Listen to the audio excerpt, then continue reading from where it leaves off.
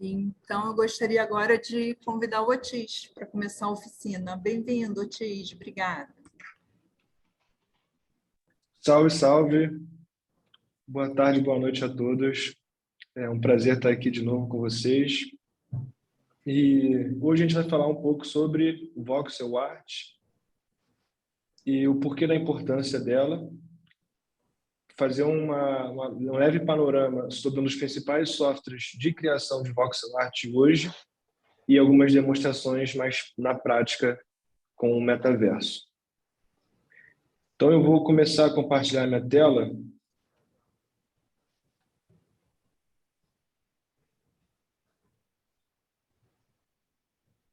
Show, estou acompanhando a stream aqui, então consigo ver que está tudo certo. Esse é o site oficial da F-Trace, acredito que é assim que se pronuncia. É a empresa, né, o coletivo que criou o software Magica Voxel. Hoje a gente vai focar bastante nesse software, Magica Voxel. Ele é um software open source, ou seja, de código aberto.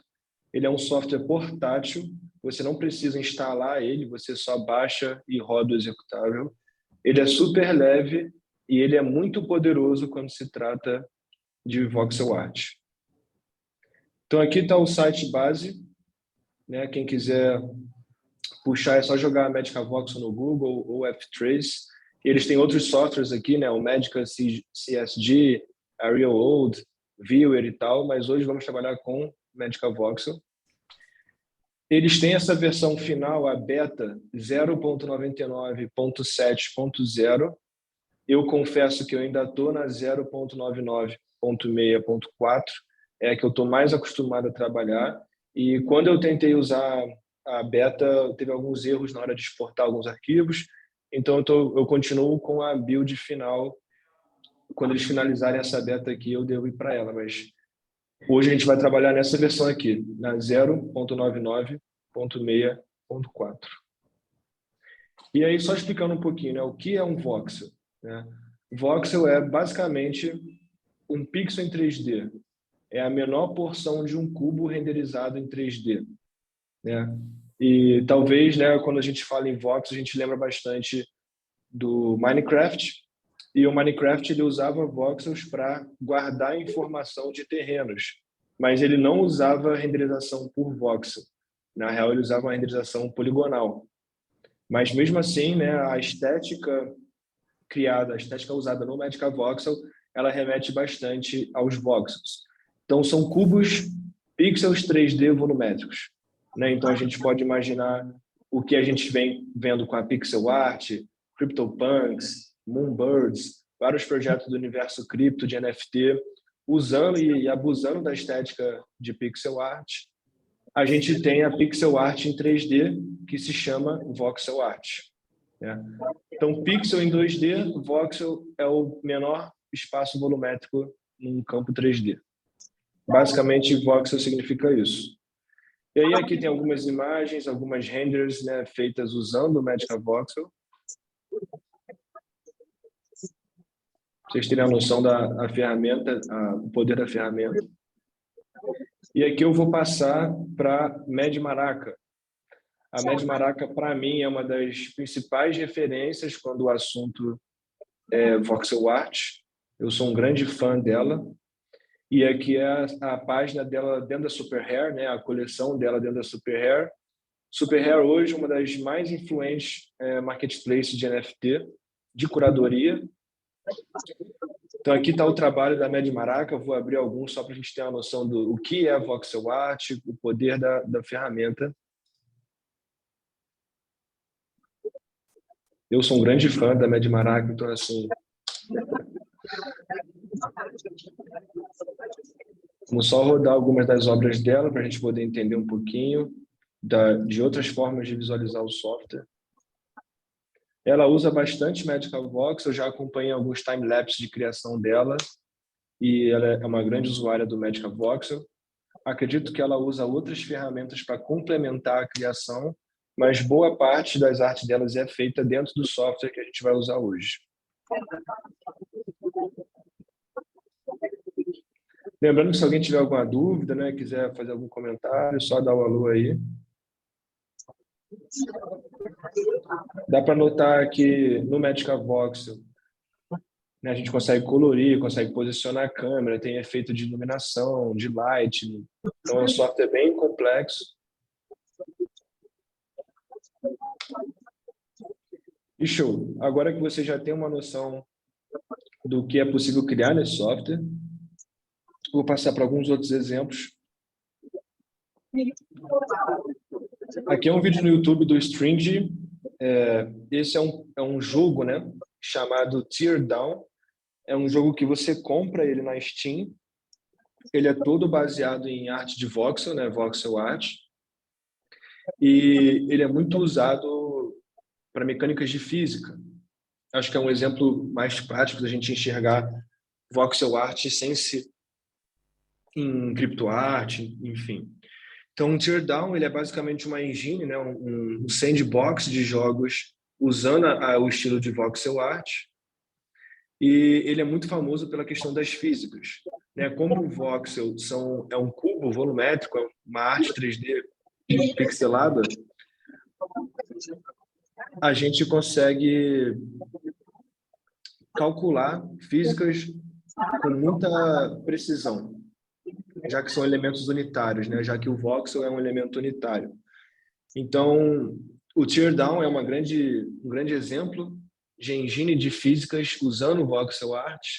A própria comunidade vai criando mapas, criando mods, né, modificações em cima da engine do Teardown, como é o caso desse aqui, de Carros versus One Punch Man, né, que é esse personagem aqui no centro. E no Teardown você consegue colocar animação, luz, tudo isso baseado em voxel art.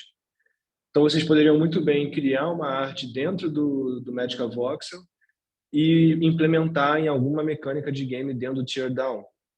Ou então, vocês poderiam criar uma voxel art no Magic Voxel e jogar para o CryptoVoxels ou para o Sandbox. Existem algumas plataformas hoje, né, alguns jogos, alguns mundos virtuais, né, alguns metaversos que aceitam, que leem arquivos .vox. E aqui eu vou dar um exemplo nosso, né? Eu e o Ema, a gente trabalhou na Ilha do Arquiteto, um projeto oficial do CryptoVoxels, primeiro metaverso, primeiro mundo virtual de blockchain a abrir a público, isso lá em 2018. Então, é um mundo virtual histórico e a gente foi selecionado para participar desse projeto, onde foram selecionados alguns arquitetos da comunidade e a gente construiu prédios e algumas funcionalidades dentro dessa nova ilha. E todo o CryptoVoxels funciona com o voxel art. Tem alguns elementos que não são voxel art, como os cubos lá dentro, mas basicamente 90% do CryptoVoxels funciona em voxel art. Então aqui está algum dos meus prédios, né? Esse é o meu prédio mais futurista. Aqui são as minhas renders, né? São outputs, né, gerados dentro do Magic Voxel. Aqui também alguns elementos que eu fiz dentro do Magic Voxel e importei para a realidade aumentada, para você visualizar isso em tempo real. Então, bom, devido a esse panorama aqui de o que a arte em voxel pode nos proporcionar e também como baixar ela no site do F-Trace, né? Eu vou mostrar para vocês agora o Magic Voxel em si. Então, deixa eu terminar a tela aqui e abrir o meu Magic Voxel. Show. Essa é a interface do Magic Voxel, né? É um software simples e robusto ao mesmo tempo. Deixa eu só jogar isso aqui para o lado para poder ver a opção de câmera. Show. Então, aqui eu tô aberto, né? O meu projeto Deus da Arte, que é um projeto, é um personagem dentro do meu universo artístico da Purple Valley. Isso aqui é uma criação minha e, inclusive, eu criei essa arte em realidade virtual, usando a minha mão, né? Então, eu não criei esse personagem dentro do Magic Voxel, eu criei ele dentro do VR, dentro do Oculus Quest 2 e importei o arquivo voxel para cá para poder visualizar ele, renderizar e por aí vai. Então, o Medical Voxel também abre arquivos voxels criados em outros softwares. Certo? Importante entender isso. Então, vamos lá. Vamos começar pela base. Aqui na esquerda, a gente tem a paleta de cor, que eu não gosto muito de chamar de paleta de cor, porque, na real, isso aqui é seleção de materiais. Eu vou explicar depois um pouquinho por quê. Mas, basicamente, onde a gente vai selecionar a cor para pintar a nossa voxel art. Aqui é basicamente o menu principal, né? A ferramenta principal, que é a ferramenta de criação, né? O brush. Então, eu tenho, por exemplo, dentro da ferramenta de brush, eu consigo, tem algumas mini ferramentas, eu vou passá-las base a base. Então, eu vou criar um arquivo novo, eu venho aqui na direita em cima, New Project, ou Ctrl+P, e criei um projeto novo. É importante entender a dimensão. Agora a gente está trabalhando com 40 por 40 por 40. Então, são 40 voxels em X, 40 voxels em Y e 40 voxels em Z. 40 por 40 por 40 não é um tamanho muito grande, é um tamanho relativamente pequeno. Então, vocês podem vir aqui e aumentar esse tamanho. O máximo hoje, dentro do Medical Voxel, é 256 por 256 por 256. Então, se vocês colocarem só uma unidade aqui, dá Enter, ele já vai gerar um espaço de 256 por 256, 256. Eu poderia muito bem escrever 256, espaço, 256, espaço, 256, mas um shortcut, né, um atalho, é só jogar uma dimensão e ele já vai criar nos 3 eixos a mesma dimensão. Então, lembrando, X, Y, Z. E se você tentar ultrapassar o 256, ele vai reduzir para 256. Então, se tentar aqui jogar 1000, ele mesmo assim limita em 256.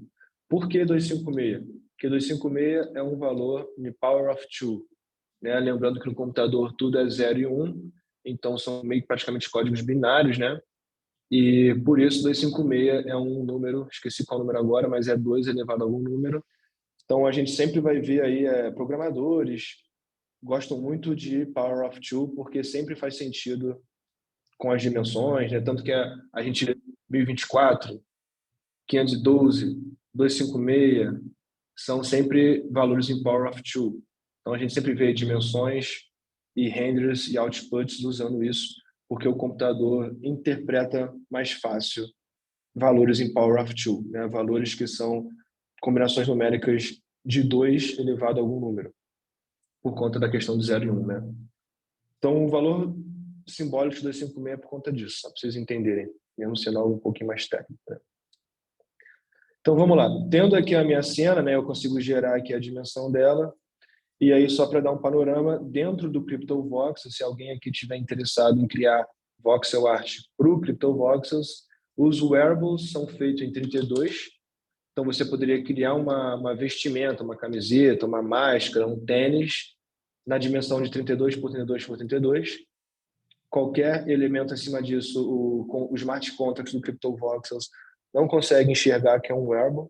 Então a galera fica atenta aí a esse valor aqui para criar vestimentas. E para criar os megavoxels é 126. Então 126 por 126 por 126, né, que são construções, prédios ou elementos que vão dentro da sua construção, dentro do seu terreno, né? Então é sempre bom estar ligado nesse valor aqui, né? Eu vou jogar no 256 para a gente ter mais espaço de construção. Então vamos lá, usando a ferramenta de brush, que é a ferramenta de criação, a gente tem 3 principais subferramentas, né? A de attach, que é criar os blocos, a de erase, que é apagar os blocos, e a de pintar, que é para você pintar essa seleção, certo? Então aqui são as 3 formas de atachar, de apagar e pintar. Elas têm também alguns shortcuts, né? Então o T é o shortcut para attach, para criar. O R é o shortcut para apagar. Então eu posso T, criei, R, apaguei. T, criei, R, apaguei. E o de paint, que é G. Então se você tiver isso na manga aí, galera aí que trabalha com cinema 4D, Blender, After Effects, Premiere, sabe o quão importante é os shortcuts, os atalhos, para diminuir o tempo o pipeline, né, de criação. Então, em vez de você vir aqui toda hora ficar clicando, você pode lembrar, TRG vai scrollar essas ferramentas aqui. E a gente tem algumas formas de criação de voxel. Essas duas aqui, elas são mais complexas, a gente vai olhar ela um pouquinho na outra oficina, mas eu vou começar por essas três aqui, que são as mais clássicas. Então, aqui o Voxel Mode, que o atalho é V, ele vai criar um bloco por vez. Então, eu venho aqui em Attach, no modo de Voxel, e ele vai criar um Voxel por vez. E eu posso segurar e ir criando voxels, certo? A ferramenta, essa aqui de Face, ela cria uma face inteira. Então, vamos supor que eu quero pintar isso aqui, eu venho e tum. Então, isso aqui cria uma face. Então, enquanto essa aqui cria uma linha de voxel, esse aqui vai criar uma face. E, por fim, esse aqui é o Box Mode, que você consegue criar uma dimensão, né? Então, ele não é uma face. Você consegue criar uma box, uma caixa. Então, essas são as três principais formas de você criar voxels nesse espaço 3D. E também tem a de linha, né? A Geometry Node, que ela... É importante entender que ela... Deixa eu trocar de cor aqui para vocês entenderem melhor. Parece que está retinho, né, indo de um canto para o outro, mas se você mudar a câmera, você vê que ela sempre atacha nessa visualização, né? Então, tenham cuidado quando forem usar a ferramenta de linha, porque aparentemente ela fica, né, indo de um ponto a ponto, mas na real ela está sendo criada usando aquela perspectiva. E aí o mais importante que eu não falei é a movimentação do cenário. Então, se você apertar o mouse wheel, né, a rodinha do mouse, apertei e segurei, eu posso fazer o pan, né? Eu posso mexer a minha câmera, a posição da minha câmera. Segurando o botão direito do mouse, eu vou rotacionar essa câmera. E o botão esquerdo, logicamente, vai fazer o attach, né, onde eu estou clicando na ferramenta. Então, é assim que se movimenta nesse espaço 3D. E aí, já que estamos falando de câmera, tem esse grande cubo aqui na direita embaixo, que é uma forma de a gente visualizar a nossa câmera também. Então, vamos supor que eu estou construindo algo e eu quero ver ele de frente. Em vez de eu ficar aqui tentando achar a face de frente, eu posso simplesmente clicar aqui e ele vai direcionar a minha câmera para frente. Assim como qualquer edge, né? Qualquer contorno disso aqui, qualquer linha. Então, uma rápida modificação de câmera é usando o cubo aqui na direita. E lembrando também, né, você pode desabilitar ele. E você também tem esse camera ruler, né, que são variáveis numéricas para a posição de câmera. Então, às vezes você quer estar nessa posição aqui, só que eu quero um pouquinho mais para cima. Então, você pode vir aqui na camera ruler e colocar valores numéricos para essa posição, né, assim como no eixo X.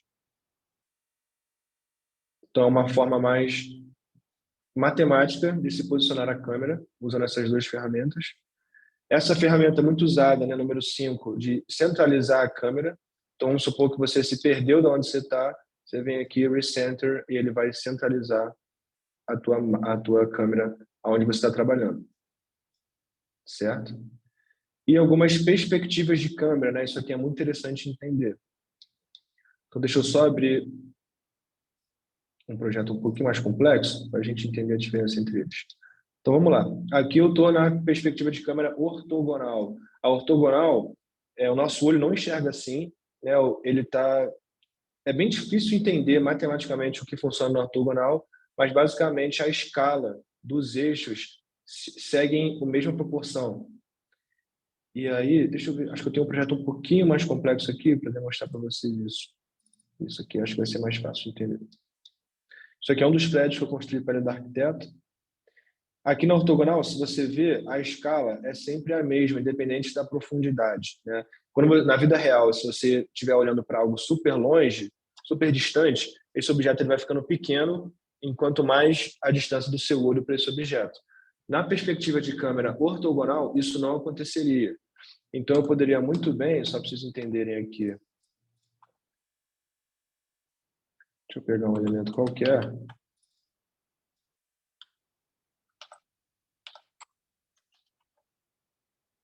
Mesmo se eu jogar ele lá para longe, esse objeto não fica menor. Então, isso aqui a ortogonal nos dá, né? Ela sempre vai deixar as escalas pareadas ao nosso olho no mesmo tamanho. Diferente da perspectiva, tá vendo a diferença? A perspectiva é como praticamente nosso olho enxerga. Quanto mais distante o objeto, menor ele fica. Quanto mais próximo do nosso olho, maior ele fica. Então, essa é a diferença entre a ortogonal e a perspectiva. E aí vai variar de como você quer construir a sua arte, né?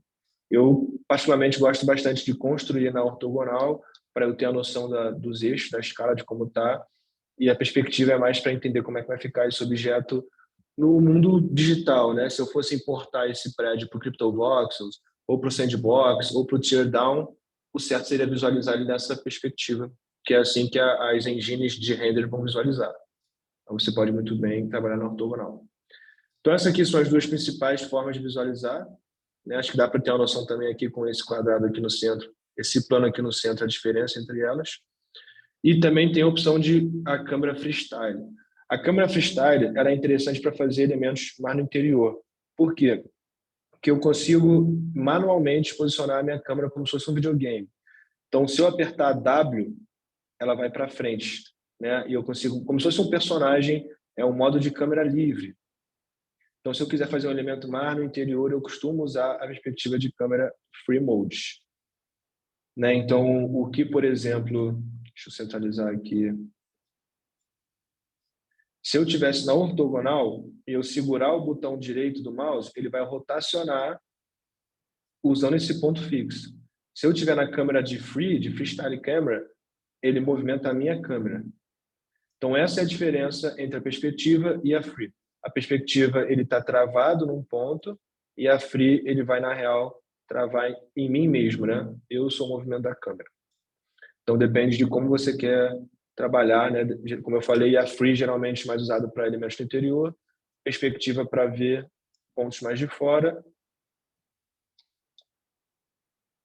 e a ortogonal aqui. Segundo.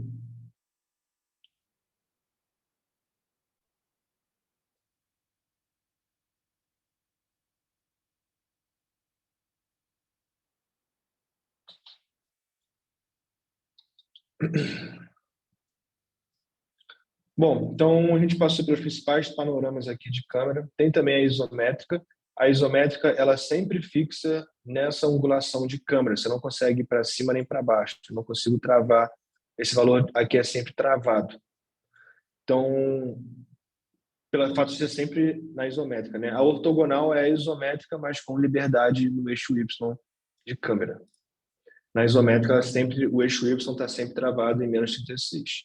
Né? Então, essas aqui são as três principais formas de visualizar a câmera aqui dentro. Show? Sempre importante entender como é que se navega dentro de um espaço 3D. Deixa eu só voltar ali para o principal. Show. Eu geralmente uso a ortogonal. Então tá, dito isso, vamos voltar lá para o projeto base. Deixa eu aumentar o nosso espaço aqui, jogar para 256. Então vamos lá. Aqui na esquerda, como eu falei para vocês, né, é as cores, ou melhor dizendo, os materiais. Quem aí trabalha com 3D vai entender um pouquinho melhor essa questão de material. Como é que eu estou acompanhando a minha stream? Ela está um pouquinho atrasada, mas tudo bem. Parece que tem um mouse fantasma na minha stream, não sei porquê. É alguma configuração. Bom, se tiver alguma dúvida, é só mandar aí. Então, vamos lá. Aqui é a seleção de cor, né? Então, se eu quiser criar um bloco azul, eu escolho a ferramenta azul aqui no bloco e vou criando. E aí, por que eu não gosto de chamar isso aqui de paleta de cor e sim paleta de material?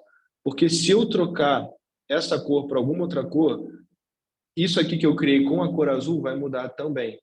Então, aqui embaixo eu consigo mudar a cor de fato que está nesse box, né, nesse campo de cor. Então, eu vou mudar para branco, vocês vão ver que automaticamente aqui mudou para branco. Então, é por isso que eu não gosto muito de chamar isso aqui de paleta de cor, e sim paleta de materiais, porque basicamente isso aqui você atacha um material a esse elemento. Você não é uma cor, não é um pique de cor como se fosse o Photoshop, e sim um pique de material como funciona em softwares 3D. É importante entender isso. Então, essa cor, ela está ligada a esse box aqui. Se eu trocar essa caixa, né, se eu trocar esse box, ele vai automaticamente trocar qualquer elemento que tiver no espaço usando esse box aqui, certo? E aí, aqui tem algumas formas de trocar a cor, né? Você consegue usar aqui Hue Saturation, esqueci a terceira ferramenta, mas Hue Saturation de volume, se eu não me engano. Então, aqui você pode colocar a seleção de cor, né? O Lightning, seria mais escuro, mais claro. E aqui embaixo vai ter o valor numérico dele, ou também o Hex Values, né? Isso aqui, a galera que trabalha mais com Photoshop vai entender um pouquinho melhor. Então, isso aqui é o RGB, pelo que eu entendo. Não, desculpa. Isso aqui é o HSV dele, isso aqui é o valor hash. E no Photoshop ele apresenta esse valor aqui de hash. Então, se você quiser copiar uma cor do Photoshop, você pode ir lá no Pick Color, ele vai te dar essa informação de cor aqui. E você vai simplesmente colar aqui, ele já vai gerar essa cor para ti. Tem também essa outra forma de selecionar a cor, que já mostra os valores de HSV aqui de cara. E também tem o famoso, né, esse aqui acho que é o mais clássico para a galera, de você vir aqui escolher usando o S e o V na mesma visualização. Então, aqui algumas formas de visualizar essa cor. E aqui são, de fato, as paletas, né? Então, tem a paleta clássica, a paleta 0, que o próprio Magical Voxel te dá. Tem outras paletas alternativas que eles te dão. Então, a 1 ela é uma alternativa, a 2 é tons de gray, né, de cinza, e a 3 é a paleta vazia, a seleção de materiais vazios, né? E também você pode carregar outras paletas, né? Então, você pode baixar paletas na internet ou salvar uma paleta para usar depois e você importá-la de novo aqui na seleção de cores e todo o teu modelo vai ser reestruturado usando essa paleta aqui. Certo? E bom, vamos lá então, voltando para as ferramentas principais. Já vimos como é que funciona essas aqui. Como eu falei, essas duas aqui elas são um pouquinho mais complexas, a gente vai falar delas depois. E agora, como de fato mexer nos teus objetos, né? Então, aqui tem a ferramenta de marcação. Então, eu posso selecionar, vamos supor, eu quero mexer esse cubo aqui. Eu vou selecionar esse cubo e ele selecionou o cubo para mim. Então, aqui é uma ferramenta de seleção de elementos, né? Então, pode selecionar e eu quero mexer esse cubo, eu vou vir aqui nessa ferramenta e eu consigo translacionar ele, né, no espaço. A ferramenta de marcação tem algumas subferramentas, né? Essa aqui, ela vai pegar tudo que está vendo. E essa aqui é a de box. Eu admito que eu prefiro mais a de box, porque você pode, de fato, usar uma ferramenta 3D, né? Tipo, eu quero selecionar só esse cubo. Então, ela, de vez em quando, ela é um pouco mais precisa. Então, é a mesma coisa, né? Selecionei e agora eu posso translacionar o que eu selecionei. Lembrando que esse espaço aqui em voxel é limitado, né? No espaço que você limitou aqui, 256, e se eu arrastar ele para fora da minha cena, ele vai duplicar do outro lado. Isso acontece em todos os eixos. Diferente aí de Blender e de cinema 4D, né? Ele sempre vai duplicar no outro lado. Quando eu comecei a mexer com Magical Voxel, isso quebrou a minha cabeça, mas basicamente é isso. E aí tem algumas sub-ferramentas, né? Que é, por exemplo, essa aqui, que é a famosa Tile, né? Uma coisa que é interessante entender as cores dos eixos, né? Aqui na direita vocês conseguem ver, aqui no quadrado, no volume aqui embaixo, vocês conseguem ver no cubo aqui à direita embaixo, que tem os eixos tem 3 cores. Tem o vermelho, o azul e o verde. Isso representa RGB, que representa XYZ. Então, se você precisar fazer algo no eixo X, você vai olhar aqui para baixo e vai lembrar RGB XYZ. Então, o eixo R, o eixo vermelho, red, vai ser o seu eixo X. Então, esse eixo aqui é o eixo X. O eixo azul, red, green, blue, né? O red, green, blue. Então, red, vermelho é o eixo X. Green, o eixo verde, é o eixo Y. E Z, o eixo azul, blue, vai ser o eixo Z. RGB, X, Y, Z. É só lembrar dessa parada que vocês vão entender. Então, aqui na ferramenta de Tile, na ferramenta de Wrap, eu consigo duplicar um elemento selecionado. Então, vocês viram que está selecionado esse cubo. Eu venho aqui nessa subferramenta de transformação, a Wrap ou Tile no Photoshop, né, para a galera que está mais acostumada com outros softwares, e eu posso duplicar esses elementos. E aí, como eu falei, né, esse eixo que eu estou trabalhando é o eixo verde, então Red, Green, Blue é o eixo Y. E aí aqui eu consigo selecionar o espaço entre esses eixos. Então aqui tem X, Y, Z de espaçamento. Então vamos supor que eu quero espaçar esses elementos no eixo Y. Eu vou aumentar esse valor numérico aqui. Certo? Da mesma forma, se eu quisesse duplicar esses elementos aqui, eu quisesse aumentar o espaço deles, poderia aumentar nesse sentido aqui. Então, deixa eu criar um novo modelo, jogar 256, vocês entendem um pouquinho melhor.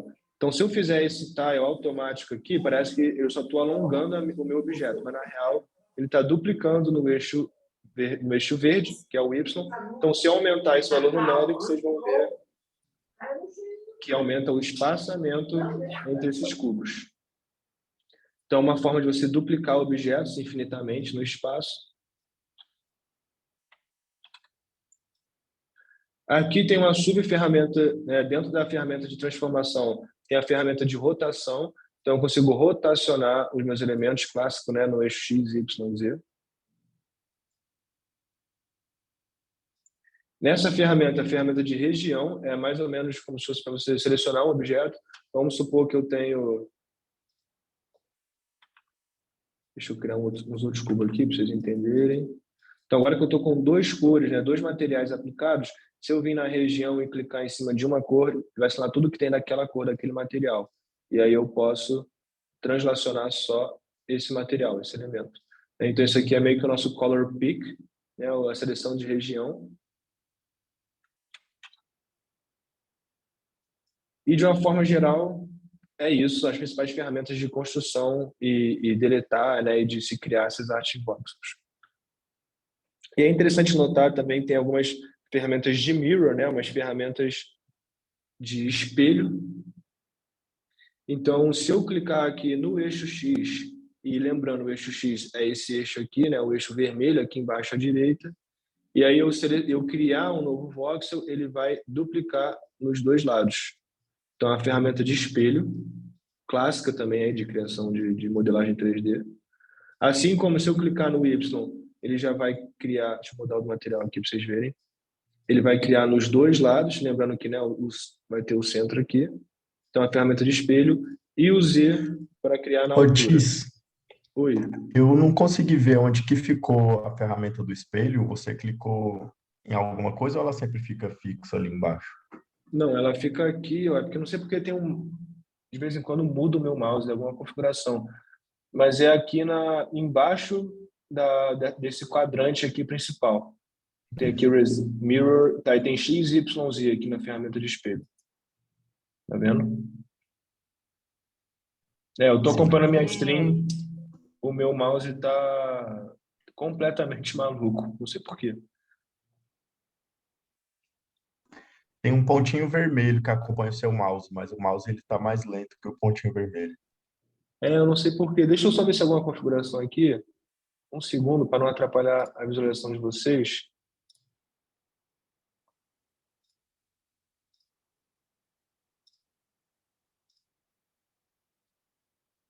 Deixa eu ver agora se vai.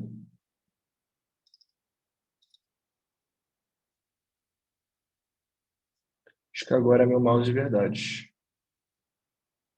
Como é que tá aí para vocês a imagem? Tá boa? Agora foi. Boa, então é aqui que é a ferramenta de espelho, tá vendo? Nessa linha aqui, ó. Show. Beleza. Lembrando também, né, que todas essas ferramentas ela vai ter uma descrição aqui embaixo, né? Aqui sempre vai dar uma dica de qual ferramenta você está usando. Então, se você botar o mouse em cima daqui, ele já vai aparecer ali, o Mirror Mode, né, modo espelho. Então, se tiverem alguma dúvida sobre alguma ferramenta, bota o mouse em cima dela, ali embaixo vai aparecer a dica dela. Show? Então, aqui a ferramenta espelho, mas também tem a ferramenta de linha, né? Então, eu posso criar uma linha em todo o meu cenário 3D no eixo X. Então, se eu clicar aqui, ele vai criar uma linha em todo esse ângulo. Assim como se eu clicasse no Y, ele vai criar uma linha. E aí, talvez assim seja mais difícil de entender, então deixa eu puxar o meu prédio, que eu acho que aqui no prédio vai ser mais fácil de vocês entenderem o que é isso. Só tirar aqui da frente, o zoom me atrapalhando, pronto. Então vamos supor que eu quisesse criar uma linha aqui onde está esse preto. Eu poderia vir aqui no eixo X, como aí, red, green and blue. Então esse aqui é o eixo Y. E eu poderia atachar uma linha em todo esse ambiente aqui. Então, tá vendo? Ele vai criar de ponta a ponta. Então, o mirror, né, diferente do mirror, que ele vai criar exatamente onde você está indo.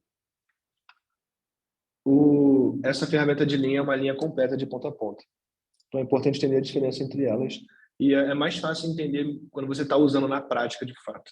Elas, às vezes, se confundem dependendo do objeto que você está construindo. E aí, bom, passando pela ferramenta de espelho, a ferramenta de linha, agora eu vou falar um pouquinho sobre a renderização, né? Aqui vocês podem ver na esquerda, a gente está dentro do painel de modelagem, mas se vocês clicarem em F2 ou clicar aqui em cima em Render, ele vai abrir o painel de renderização, que é de fato a Render 3D. Aí você pode também ver essa Render 3D em ortogonal ou perspectiva. E aí vocês vão ver que quando eu estiver rotacionando meu objeto, estiver mudando a câmera, ele vai estar pontilhado porque ele não renderizou ainda todas as etapas dessa imagem. E quando eu soltar ela e parar de mexer, como é que agora a minha stream, como eu ativei o outro modo, ela não está em super tempo real, mas pelo menos vocês conseguem ver meu mouse. Isso. Vocês veem que quando eu solto essa movimentação de câmera, ou qualquer elemento, a render começa a ser construída, né? Então, para quem já trabalha com modelagem 3D, entende esse processo. E nesse exato momento, nessa render aqui, a gente tem... Então, para vocês entenderem, né? Quando eu estou no model, ou apertar F2, né? Que é o atalho para trocar entre model e render. Quando a gente está modelando, aqui em cima à direita é o espaço em voxel da nossa construção. Quando você muda para render, aqui na real é a dimensão da imagem que você vai estar renderizando. Então, nesse momento está 960 por 800. Vamos supor que quero renderizar uma imagem quadrada de 1024. Eu coloco 1024, ele vai colocar nos dois eixos, e agora eu estou renderizando uma imagem quadrada por 1024. E aqui na direita é as etapas dessa renderização. Então, quanto maior for esse número, mais demorado vai ser para calcular a render, mas vai ter mais detalhes na tua render. Se eu fosse mudar isso aqui para 5, o mínimo é 512. 512 e 1024. Então, se eu botar, quanto menos valor numérico tiver aqui, mais rápido vai ser a minha render, mas menos detalhe ela vai ter. Né? São steps, são passos de renderização. E aí, claro que num projeto não tão complexo quanto esse prédio, é tranquilo entender essa diferença. Mas quanto maior o projeto, melhor é você aumentar esse valor numérico, aí você vai testando na prática. E aí aqui em cima vai ter essa barra que ela vai ficar renderizando em tempo real para você entender aonde estão os seus steps, né, os seus passos de renderização. E dentro da ferramenta, quando você troca para render, todo o teu painel de brush vai mudar para o painel de light, painel de luz. Então aqui você vai conseguir controlar a iluminação da tua cena, as luzes, as shadows, né, as sombras da tua cena, o HDR, difusão. E aí, para a galera que já está mais acostumada com o software 3D, vai entender um pouquinho melhor. Mas vamos lá passar pelo básico. Deixa eu voltar para o ortogonal, que é a que eu gosto de trabalhar. Quando você vem aqui no painel de light, tem aqui algumas opções para mudar, por exemplo, a cor do chão. Então, quando eu venho aqui em ground, eu consigo mudar a cor de como é de fato o meu chão. Então, vou colocar um chão branco. Então, isso é na renderização. Lembrando que se eu voltar para o painel de model, isso não muda nada, né? E é interessante entender que se você fosse submeter esse prédio no CryptoVoxels, o importante é o painel de model. Então, vários artistas de voxel nem se importam com o painel de render, porque a render é uma imagem, né? O output do render é uma imagem em PNG, né? Enquanto o output, né, o destino, o que gera o model é de fato a modelagem 3D em voxel, né? Então, né, a render vai te dar uma imagem e o painel de model vai te dar o modelo 3D de fato. Importante entender essa diferença, né? E aqui tem algumas opções, são opções bem avançadas, né? Que acho que a maioria de vocês entenderem é que quando a gente está na renderização, eu posso mudar o shape dos meus cubos, né? Como o voxel é um valor unitário, ele está sempre calculando cada cubozinho, cada voxelzinho, eu posso mudar a forma que a engine interpreta esses voxels. Então agora está em cubo, mas eu poderia trocar para Lego. E aí vocês vão ver que fica mais com a estética aqueles bloquinhos de Lego. Então vamos lá, cubo é a superfície lisa e Lego, todos os elementos vão transformar em Lego. Lembrando que isso é só na render. Se eu voltar para model, isso não existe, né? Isso é uma ferramenta dentro da engine de renderização. E tem outros exemplos também, Marching Cubes, né, que são cubos marchados, ele tem esses degrauzinhos nas esquinas. Então a diferença de cube é que ele é sempre reto, né, sempre graus de 90 graus entre uma superfície e a outra. E aqui na Marching Cubes ele tem essas curvazinhas, né? Então, se você tirar o zoom um pouco, você vai ver uma pequena diferença aí em alguns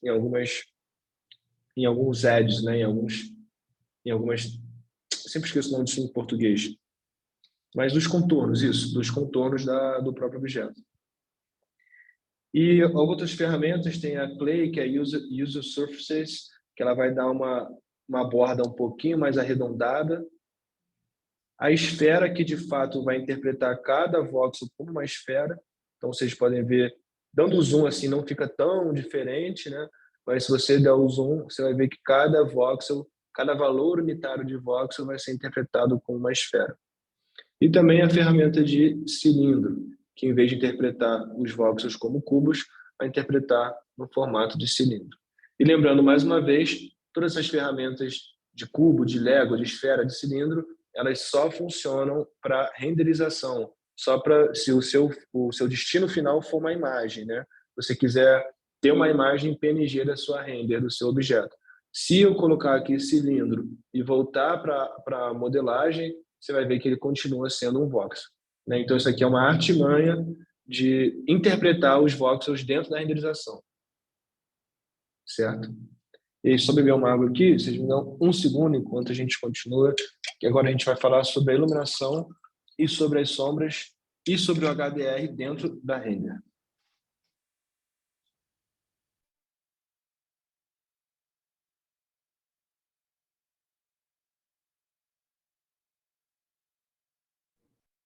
Otis, tem uma pergunta Opa, no chat do Eduardo Martino manda. sobre qual app foi usado para criar um arquivo voxel no Quest. Ah, sim. Tem alguns softwares de modelagem de voxel para VR. A maioria deles está na Steam e tem alguns que são softwares independentes. Eu costumo usar bastante o Voxel VR, tem o Box VR e dá para você também construir artes em voxels nos modelos 3D como o Gravity Sketch. Só tem que baixar alguns plugins. Então, basicamente, qualquer modelador 3D dentro do Quest 2 tem seus plugins para criação de voxel, mas se você for na Steam, se pesquisar voxel ou vox, você vai achar alguns softwares de modelagem voxel para VR. Tem alguns. Cada um tem uma especialidade, assim.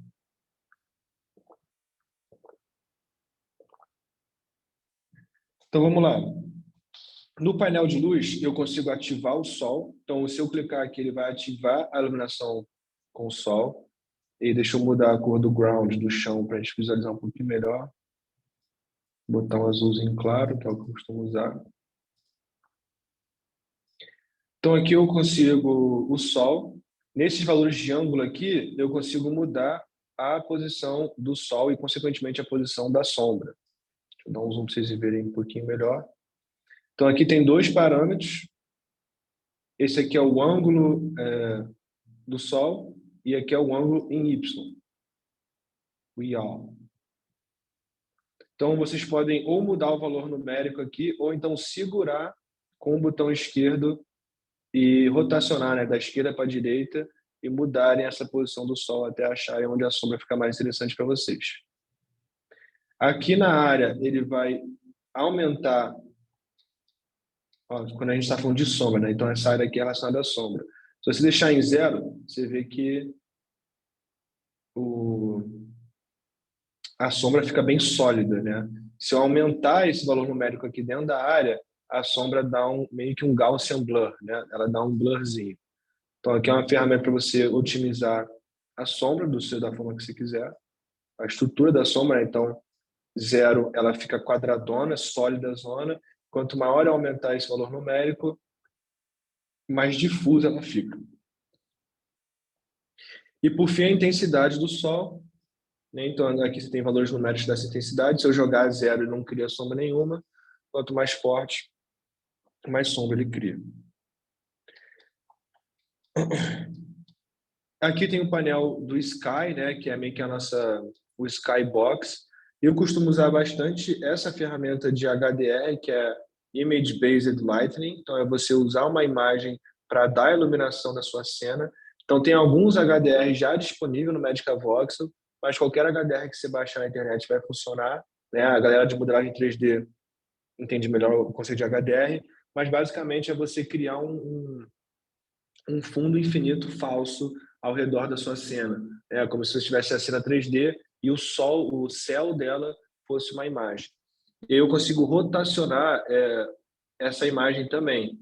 E como a nossa imagem, a nossa iluminação está sendo criada através dessa imagem, se eu rotacionar essa imagem, ela vai rotacionar também a sombra.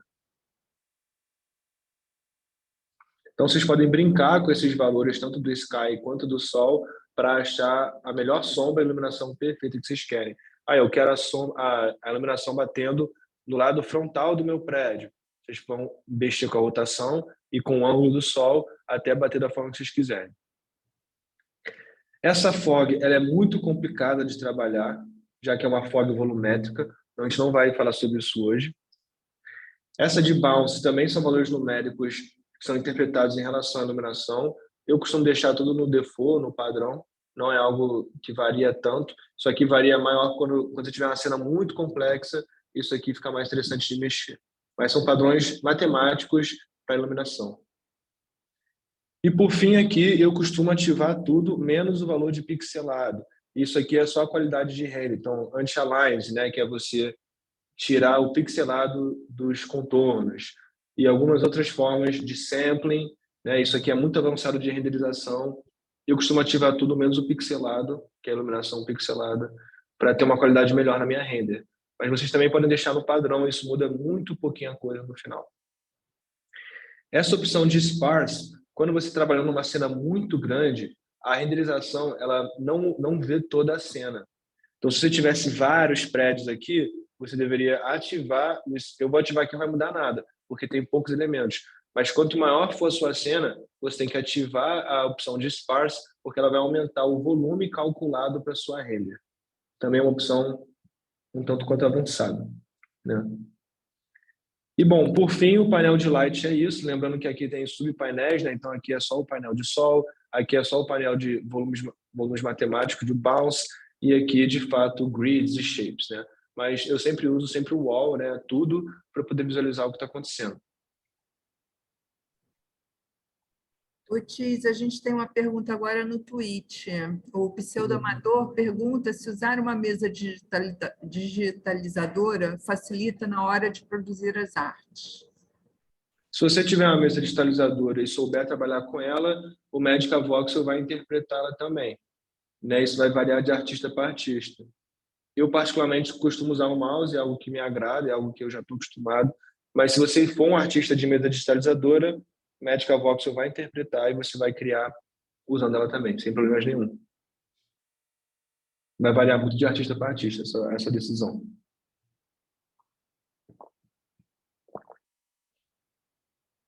E aí, uma coisa que é interessante entender, é que eu lembro que eu estava explicando para vocês que cada cor aqui, na real, é um material. Esse material, a gente pode mudar a forma que a render visualiza. Então, se eu segurar Alt e eu clicar em alguma dessas cores, ele vai automaticamente aqui na esquerda mudar para box, né? Para onde está esse material. Vamos supor que eu quero mexer na cor desse azul aqui. Eu seguro o Alt, clico em cima da imagem, ele pum, me mudou para esse azul. Quero mudar esse roxo aqui da árvore.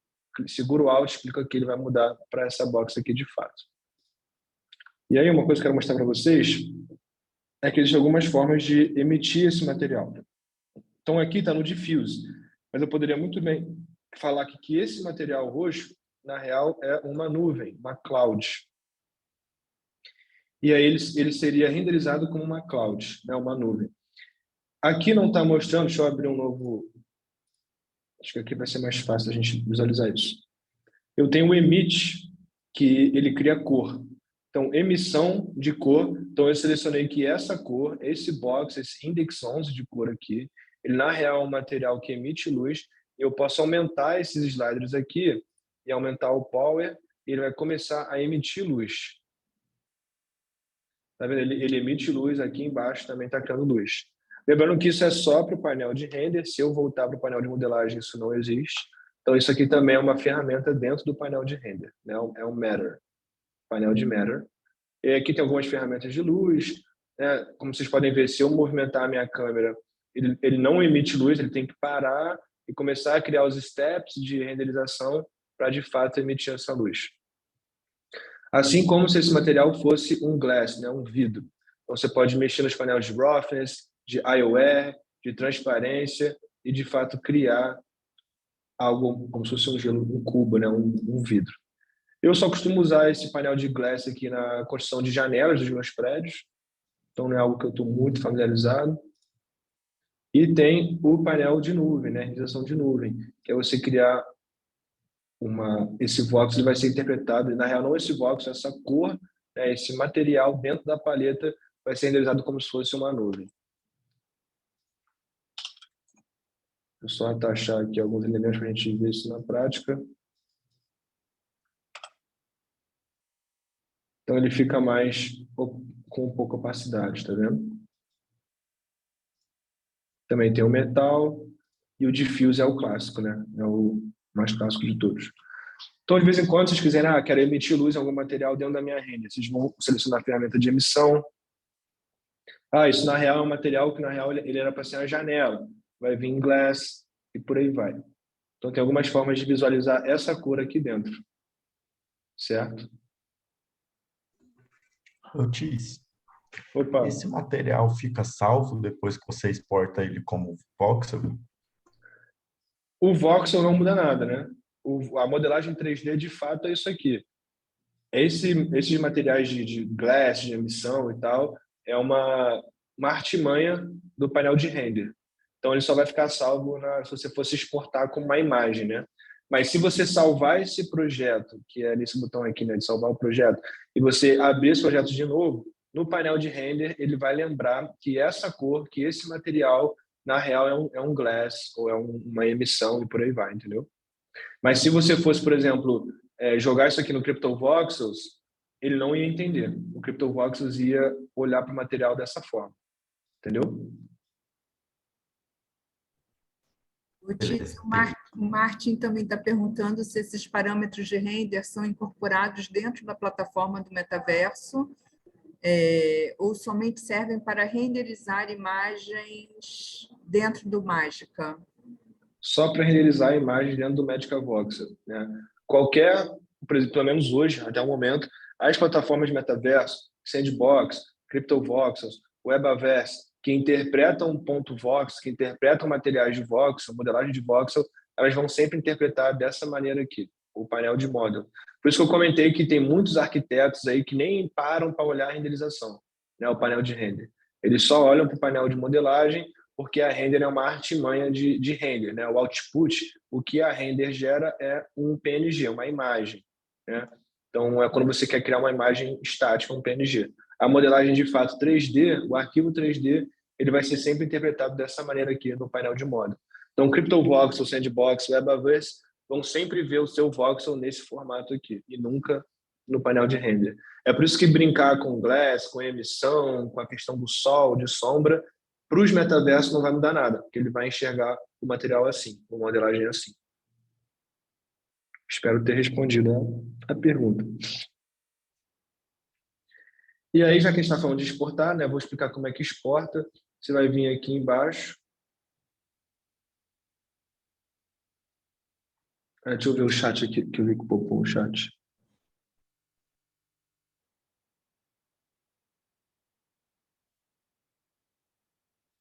Não, a qualidade do material, por exemplo, fosco transparente, vai ser implementado no metaverso? Não, o metaverso, CryptoVoxel, Sandbox, Webaverse e qualquer outra plataforma de mundo virtual não vai interpretar nenhum parâmetro que você colocou no painel de render. O painel de render é uma artimanha para renderizar essa modelagem 3D e criar um PNG. O que os mundos virtuais, o que o metaverso vai interpretar é essa modelagem 3D. Isso, o objeto cru, exatamente. Se você quisesse fazer essa renderização dentro do metaverso, teria que fazer todo aquele processo de baking, de textura, e aí só algumas plataformas mais avançadas de renderização, tipo Monaverse, que você conseguiria de fato. Só que você teria que converter esse objeto para um GLB, para um FBX, bakear as texturas e por aí vai. Materiais de luz e textura são feitos dentro do metaverso? Alguns sim, né? Você, em algumas plataformas, você consegue interpretar materiais de luz e textura. Mas, por exemplo, o CryptoVoxels, ele vai interpretar a textura do material sólido, do material cru. Então, se eu pintar esse material aqui assim, o CryptoVoxels vai identificar essa textura. Ele lê a textura, aquela textura básica, né? A diffuse, né? Acho que essa é a forma de entender essa dinâmica.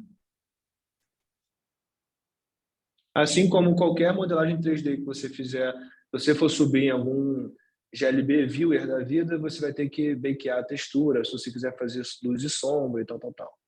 Né? Estamos ainda nessa fase. Mas, bom, vamos lá. Para exportar um material, exportar uma construção que você fez aqui dentro, né? Você tem algumas ferramentas, algumas opções de output, né? A clássica é o ponto .vox, que ele vai, de fato, exportar um Vox Model. Então, se você estiver trabalhando no CryptoVox, no Sandbox, na Webaverse, você vai querer usar esse output. Então, se eu clicar aqui, ele vai me gerar um arquivo .vox. Aqui ele vai me gerar um arquivo OBJ. Tá. Explicar como é que usa a câmera? Posso sim. Vou só falar rapidamente aqui do export e já volto para a câmera. Então, o .vox ele vai exportar um arquivo voxel. .obj, né, vai exportar uma mecha de OBJ. E aqui tem algumas das ferramentas mais complexas, né? O Slab 6, que é um software também de edição de voxel. O isométrico Pixel Sprite, que ele vai criar uma imagem 2D. Aqui é uma imagem 2D vista de frente. Então, você pode... Aqui um .cube, né, para a galera que trabalha com .cube. Então, tem algumas formas de você exportar essa mecha 3D que você criou aqui dentro, né?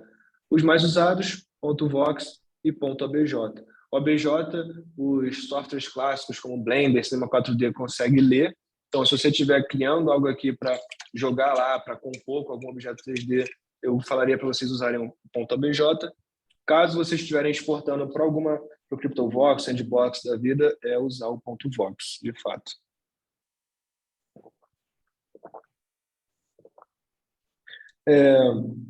Então, vamos falar um pouquinho da câmera, já que meu mouse estava com aquele cursor fantasma, né?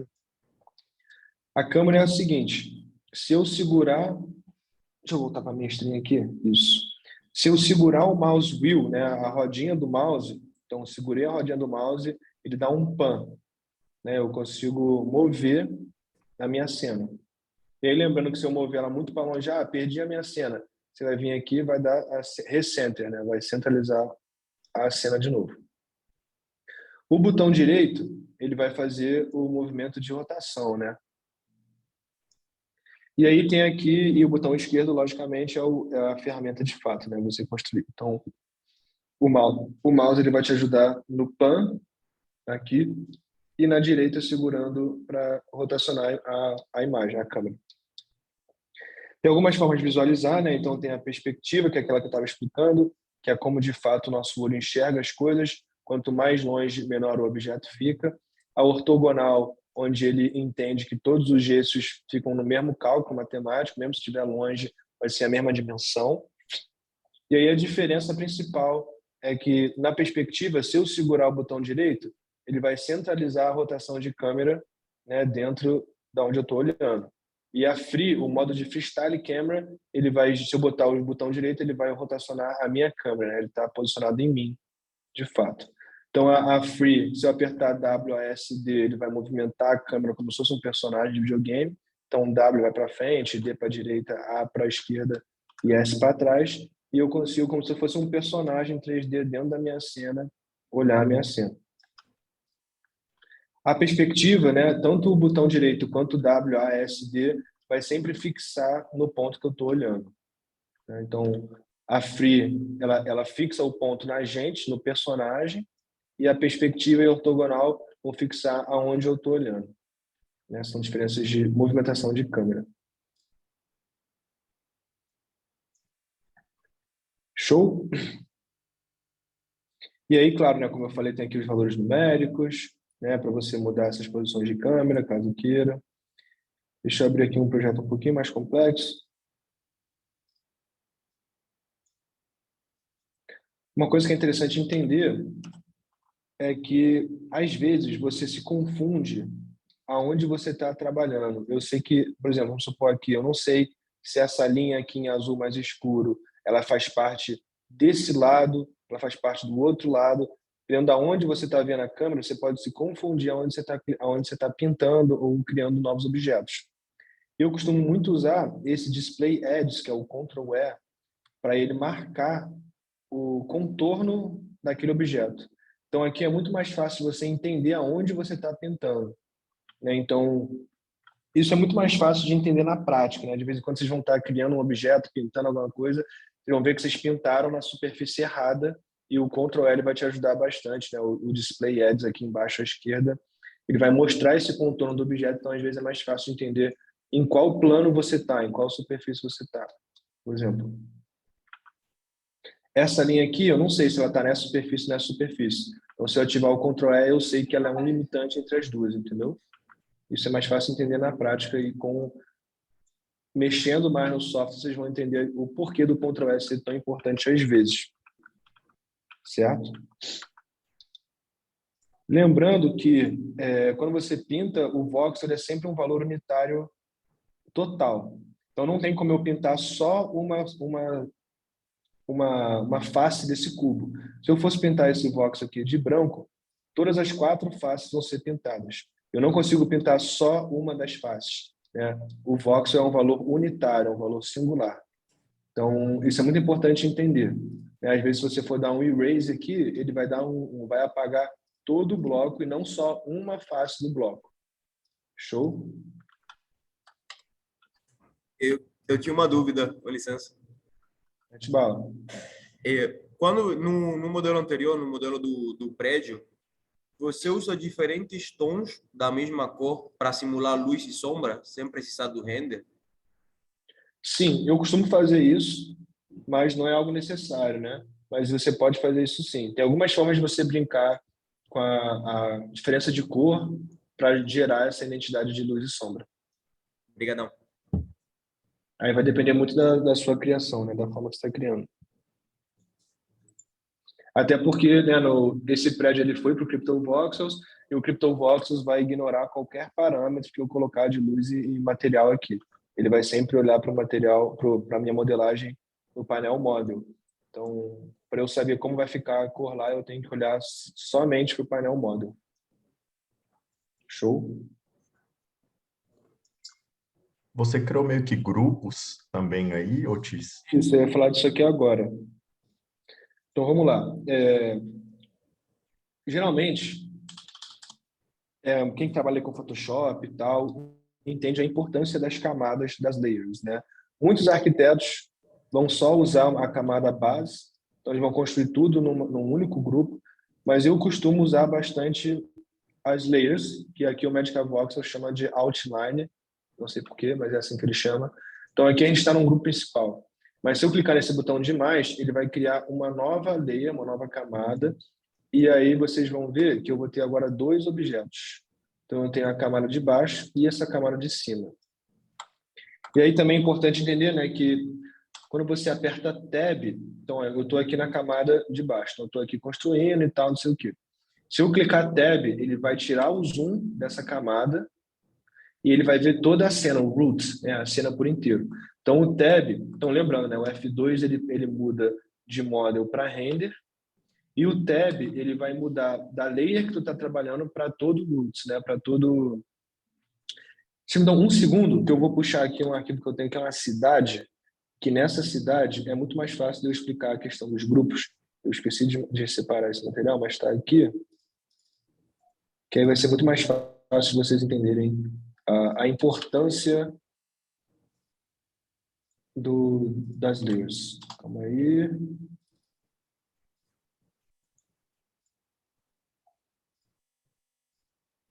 Achei. Deixa eu voltar a minha cena.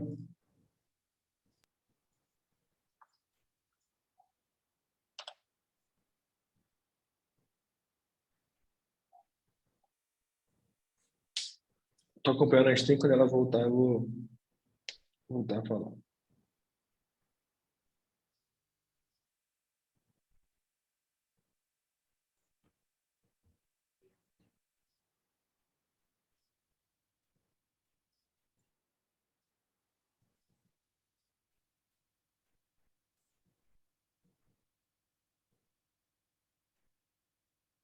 Por algum motivo não está rodando, né? Vocês estão vendo a minha tela?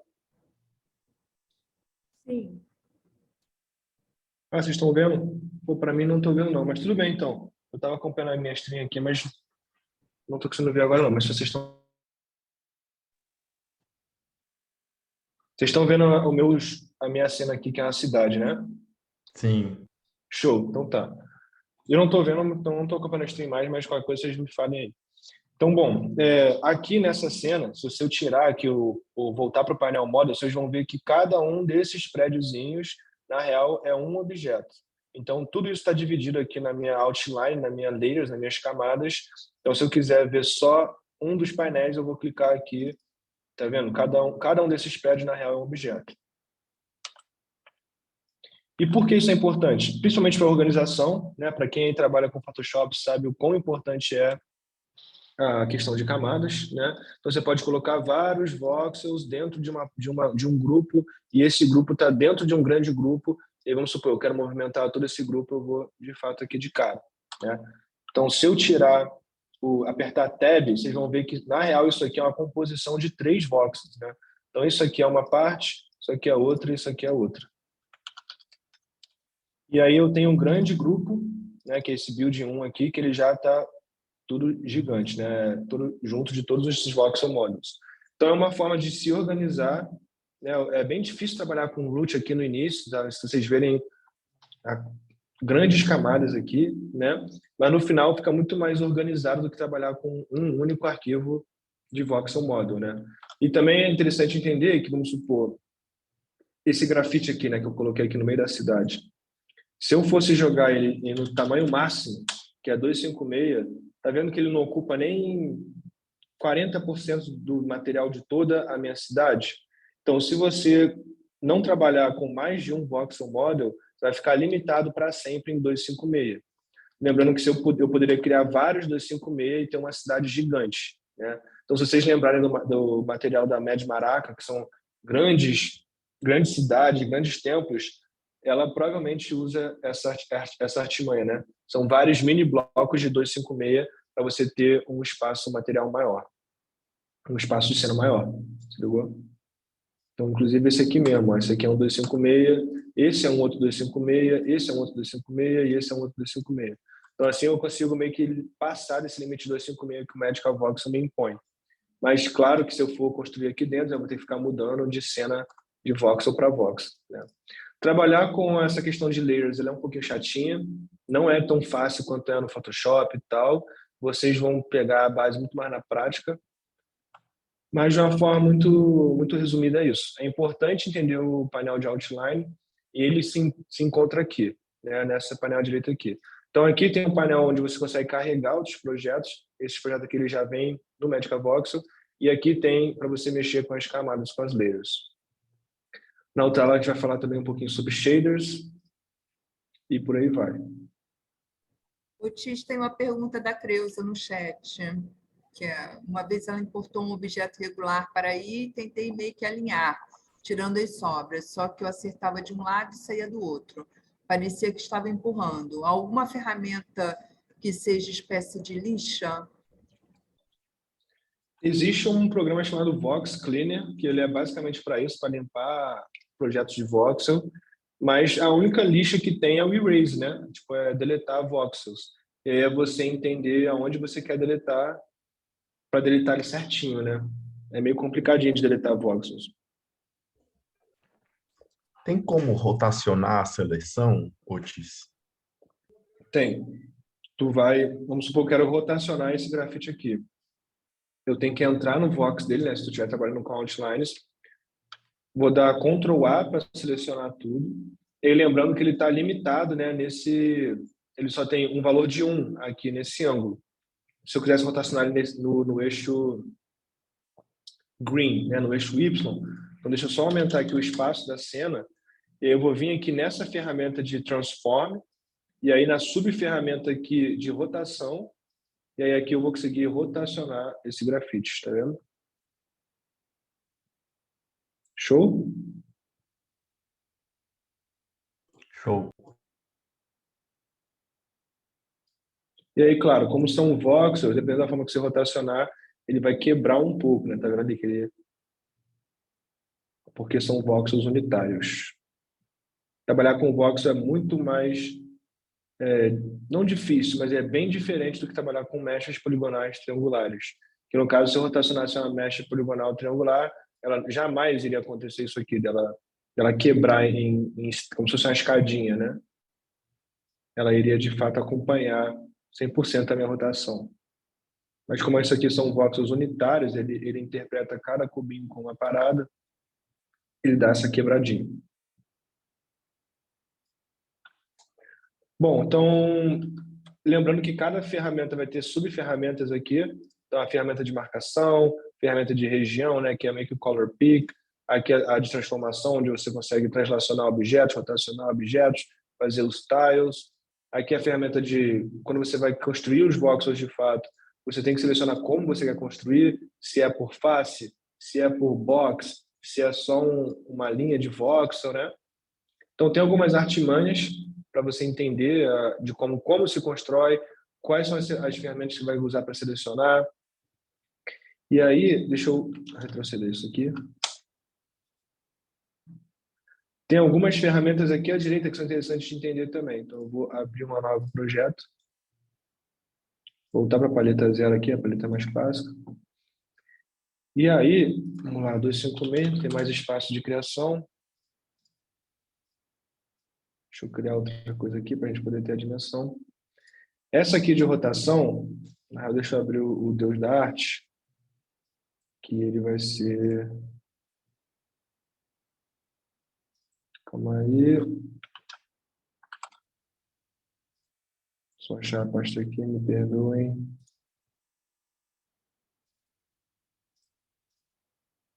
Aqui.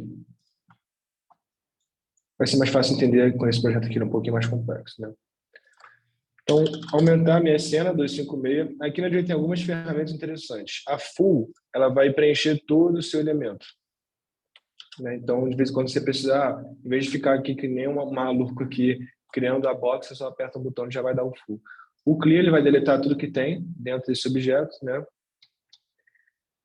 Esse aqui, ele vai aumentar o size, né? E aqui vai diminuir. De vez em quando é bom isso aqui, meio que ele vai comprimir o teu arquivo voxel, tá vendo? Ele vai perder alguns voxels, mas ele vai comprimir. Eu usei bastante essa ferramenta aqui no Tesland, que é um mundo virtual, um metaverso na rede Tesos, que ele só lia arquivos GLBs até 6 megas de tamanho. E aí, quando o meu arquivo estava muito grande, eu reduzia aqui, ele já perdia bastante espaço em megas. Então, essas ferramentas aqui, de vez em quando, elas são úteis, muito úteis. Aqui, ferramenta de seleção, né? Ele vai selecionar tudo. Aqui ele vai inverter a seleção. Então, vamos supor, eu quero tudo menos o olho. Aí eu venho aqui e inverte, ele vai selecionar tudo menos o olho. Uma coisa que é muito chatinha no Magic Voxel é que quando você está trabalhando, se vocês perceberem, a ferramenta de seleção, ela vai dar esse contorno em branco.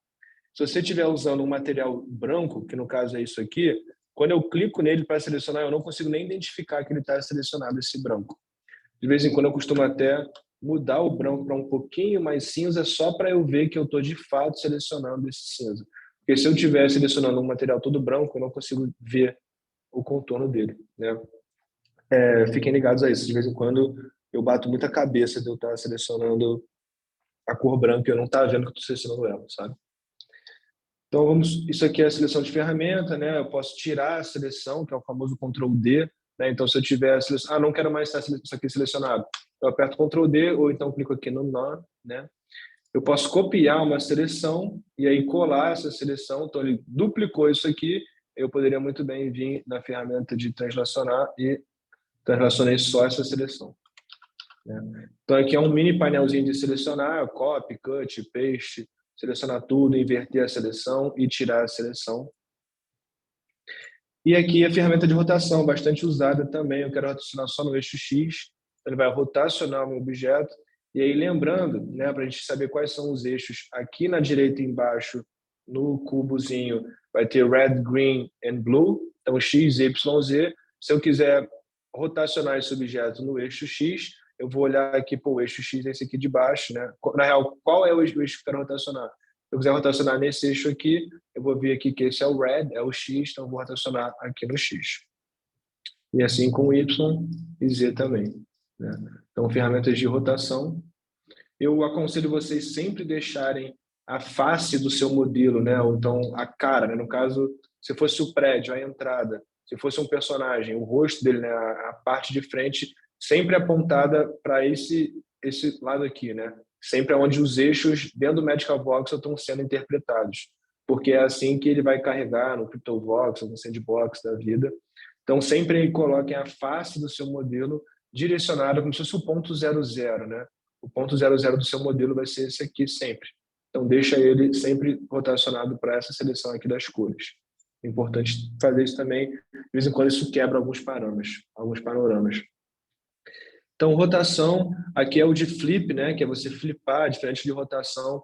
Ele é como se fosse um flip de espelho, também bastante usado. O loop, que aí é você loopar essa seleção. O scale trabalha com valores numéricos, né? Então, vou aumentar aqui minha cena. Se eu quisesse duplicar, né, fazer um double size disso aqui, você vai colocar os eixos X, Y, Z, 2, que é o dobrar, né? Vai ser 100%, e dá Enter, ele vai dobrar esse objeto. Agora, se eu quiser dobrar esse elemento só num eixo, eu posso deixar só um eixo X2, ele vai redimensionar esse eixo, ele vai duplicar só no eixo que eu quiser. Né? Então, a escala, ela funciona assim. Então, você vai escrever aqui, né, X2, Y2, ou então XYZ e por aí vai. Da mesma forma que se você quiser diminuir, né, você vai colocar um valor entre 0 e 1. Então, se eu quisesse dividir pela metade, seria 0,5. Então, 0,5 ele vai diminuir o meu projeto pela metade. Né? A galera aí mais matemática vai se dar muito mais fácil com valores numéricos, né? Porque é bateção de cabeça aqui. A Shear, ela é uma ferramenta que ele vai meio que como se fosse um degrau. É difícil explicar o que ela faz, mas visualmente é fácil de entender. Ela vai fazer esse movimento aqui de degrau do teu objeto. E aí também você pode escolher quais são os eixos que você vai trabalhar. A rotação, em vez de você rotacionar o elemento usando essa ferramenta aqui que eu mostrei para vocês, vocês podem rotacionar usando um valor numérico também, né? Então, a galera aí de matemática, se quiser rotacionar usando valor numérico, é aqui também. E o repeat, que vai dar a repetição, né? O famoso tile. Então, em vez de eu fazer o tile diretamente nessa ferramenta aqui, eu poderia muito bem fazer o tile usando um valor numérico e os eixos aqui. Certo? Então, claro, são ferramentas um tanto quanto avançadas, principalmente porque elas usam valores numéricos, mas não é tanta bateção de cabeça, não. Parar um tempinho para entender isso aqui, elas podem te ajudar bastante. Praticamente todas essas ferramentas aqui, elas são para automatizar alguns processos dentro da construção da arte em voxel. E aí o espelho, né, que é você espelhar uma construção clássica também, né, espelhar nos eixos aqui. E a diagonal, que ela vai criar essa repetição diagonal da tua, como se fosse um mirror junto com o resize. E aí o Magic Voxel te dá alguns shapes, né, alguns parâmetros, como se fosse modelagens 3D clássicas. Então, se você clicar aqui, ele vai criar uma pirâmide, vai criar um maze, né, que é um labirinto, vai criar um cone, cilindro, por aí vai. Então, são os shapes clássicos, né? Então, você pode partir desse shape aqui, a bolinha, né? Uma elipse. Então, você pode partir desses shapes clássicos para... Pô, quero algo que é tipo uma bola, mas na real ele tem... Um segundo. Aqui. Ele tem, na real, algo assim, tá vendo? Então, você pode usar esses de base para criar algo novo. Né? Então, isso aqui são os shapes clássicos. Uma coisa que eu esqueci de comentar na hora que a gente estava falando sobre o brush de attachment, né? É que aqui você pode escolher o tamanho do seu voxel. Geralmente ele fica em 1, então é você criar de fato apenas um único cubinho, né? Um único voxel. Mas se eu quiser, eu posso aumentar o tamanho do meu brush, e isso só funciona nessa ferramenta de voxel mode, né? Quando você está criando um voxel por vez, eu posso aumentar esse valor numérico e ele vai aumentar o tamanho do meu brush. Né? Clássico. Quem trabalha com Photoshop já entendeu a premissa. Eu costumo usar sempre no 1. Deixa eu voltar para o nosso Deus da arte. E, bom, a gente passou por basicamente todos os panoramas do Magic Voxel. Claro que tem uns que são super avançados, como a questão dos shaders, o brush de shader, o brush de pattern, mas a base de tudo são essas ferramentas que eu mostrei para vocês. E, por fim, a ferramenta de resize da cena, né? Que a gente pode fazer o resize da cena por valor numérico, mas você pode também fazer com essa ferramenta aqui, que é de resize model. Então, eu poderia cortar o tamanho da minha cena sem ser um valor numérico, né? Então, vocês perceberam que o Magic Voxel, basicamente, para todas as ferramentas, ele tem duas formas de interpretar. Uma que é a forma visual. Então, se eu quiser cortar essa cena de uma forma visual, eu consigo cortar. Mas se eu quiser cortar um valor numérico, eu também posso vir aqui e cortar esse valor para baixo no valor numérico, que ele vai fazer esse resize também. Então, ele sempre tem duas formas de interpretar a maioria das ferramentas. A forma visual e a forma matemática numérica, né? Essa ferramenta de rotação, eu posso rotacionar numericamente aqui, mas eu também posso vir aqui e rotacionar visualmente, né? Então, a maioria como ele é um software onde todos os voxels são valores unitários, ele consegue interpretar esses cubos como um único ponto, você consegue visualmente usar as ferramentas, mas matematicamente também. Então, lembre-se disso. Basicamente, qualquer ferramenta aqui vai ter essas duas formas de manipulação, a visual e a matemática. Então, aqui é a forma matemática, desculpa, a forma visual de você fazer o resize da sua cena, mas também você pode fazer o resize matematicamente aqui, certo? E a ferramenta de crop, né? Que é você, vamos supor, a minha cena está muito grande, eu só vou trabalhar no Deus da arte, no meu objeto de fato. Eu venho aqui e ele vai botar certinho no tamanho que você está trabalhando. É muito bom essa ferramenta aqui também, super útil, ainda mais quando você está trabalhando com metaverso, com mundos virtuais que interpretam ponto .vox, para você ficar ligado qual é o tamanho de fato que você está construindo. Né? Então, eu sempre costumo fazer isso, eu sempre aumento o tamanho da cena, trabalho, depois eu dou um crop, né? Eu faço fit model size, eu faço o meu modelo ficar certinho no tamanho dele, né? A minha cena ficar no tamanho dele. E aí, por fim, eu exporto esse objeto como voxel, né? Lembrando também que se eu tiver várias outlines, então eu estou sem aqui o arquivo daquela cidade, mas deixa eu criar outra aqui rapidamente, para vocês verem.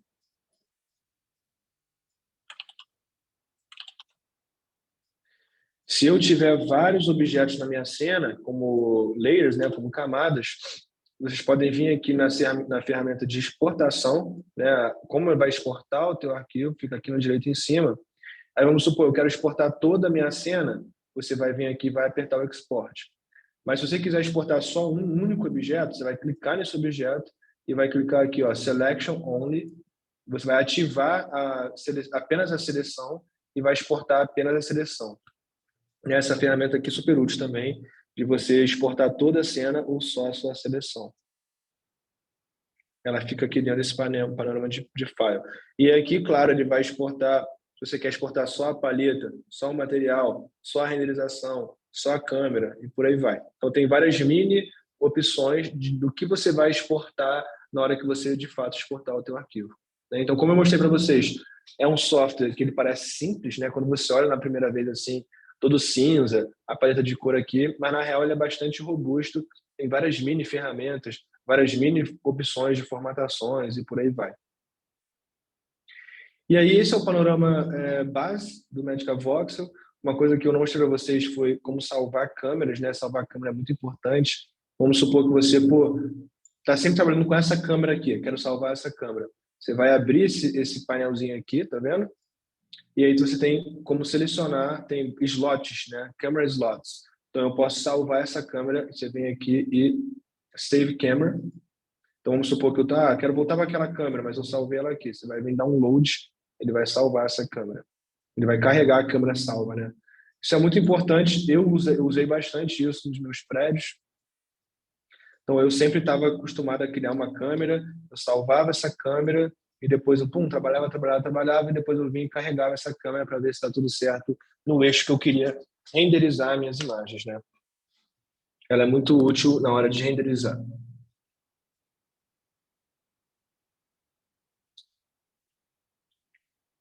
E tem algumas ferramentas aqui de câmera, né, mais complexas, como a questão do zoom, que é o FOV dela, né? Aqui a própria, como eu falei para vocês, né, a ferramenta matemática de você mexer a câmera.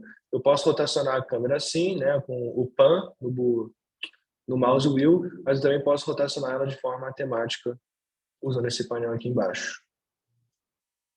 Né? Então o mouse wheel faz a mesma coisa que esses valores numéricos aqui embaixo.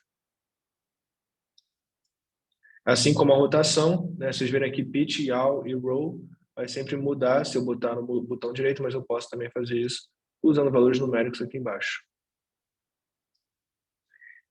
E bom, acho que por hoje está bom, a gente já viu um panorama bem base assim, do que é o Magic Voxel, de como construir, das ferramentas clássicas. Na próxima aula a gente deve ir para algo mais prático, de vamos construir um prédio, vamos construir uma máscara, construir um wearable. Então, hoje foi um panorama de entender a ferramenta, entender todas as mini ferramentas que existem aqui dentro, as principais, pelo menos, e como navegar usando o Magic Voxel. O Magic Voxel é um software não tão novo, né, mas também não é tão antigo, mas ele trabalha, como eu falei, só com artes em voxel. E eu acho que a gente falou sobre os principais assuntos. Uma coisa que é interessante notar, que é um segredo que poucas pessoas sabem, se você importar qualquer objeto 3D, se você fazer o drag and drop, arrastar um objeto 3D para o Magic Voxel, ele automaticamente vai voxelizar esse objeto. Então, se tiver uma mecha poligonal 3D que você construiu no Blender, você pode fazer o drag and drop dela direto para o Magic Voxel, ele vai voxelizar esse objeto. Assim como se você puxar um PNG, uma imagem, quando você fazer o drag and drop, importar, arrastar esse PNG do seu computador para o Magic Voxel, ele vai voxelizar essa imagem. Show? Então, bom, terminamos aí até um pouquinho antes do tempo, falando bastante sobre as principais ferramentas. Se alguém tiver alguma dúvida, pode mandar o alô, estou sempre aberto. E eu acho que é isso.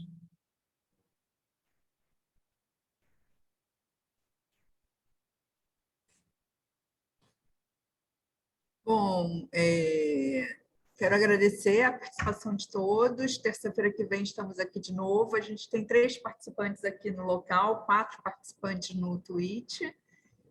E qualquer dúvida, assim, pode procurar o Diogo aqui no SESC. Agradecer o SESC Rio pela realização, o programa de Arte, Ciência e Tecnologia do SESC Tijuca.